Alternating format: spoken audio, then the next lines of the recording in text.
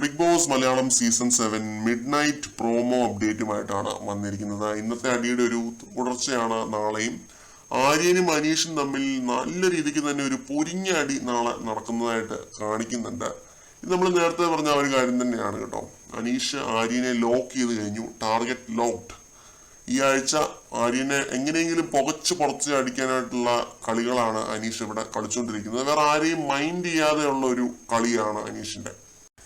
Promo തുടങ്ങുന്നത് ആര്യൻ കിച്ചണിൽ നിന്ന് എന്തോ ഒരു സാധനം എടുത്ത് കഴിക്കുന്നത് കാണിച്ചുകൊണ്ടാണ്. ഉപ്മയാണെന്നാണ് ആര്യൻ ആ ഒരു പ്രോമോയ്ക്കകത്ത് പറയുന്നത്.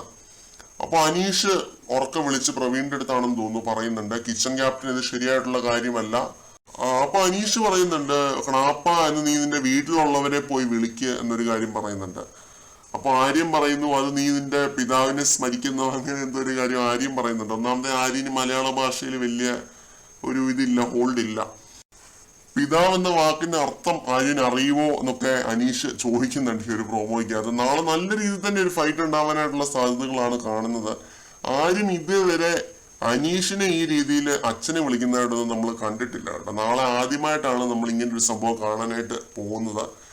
ഷാനവാസും അക്ബറും തമ്മിലൊക്കെ ഇങ്ങനെയുള്ള ഫൈറ്റുകൾ ഉണ്ടായിട്ടുണ്ടെങ്കിലും അനീഷിനെതിരെ ആദ്യമായിട്ടാണ് ഇങ്ങനൊരു കാര്യം ഉണ്ടാവുന്നത്. അപ്പൊ അനീഷ് ഇതിനെ എങ്ങനെ പ്രതികരിക്കുന്നുള്ളത് നമുക്ക് കണ്ടു തന്നെയാണ്. പിന്നെ യോദ്ധാക്കളെ കണ്ടിട്ടില്ലെന്നോ അങ്ങനെ എന്തോ ഒരു മാസ് ഡയലോഗ് അനീഷ് അടിക്കുമ്പോ ആ ടേബിളിന്റെ മണ്ടേ പോയി നിന്നിട്ട് KGF BGM ഒക്കെ പാടുന്നുണ്ട്, ടാ എന്നൊക്കെ പറഞ്ഞ് പാടുന്നുണ്ട്.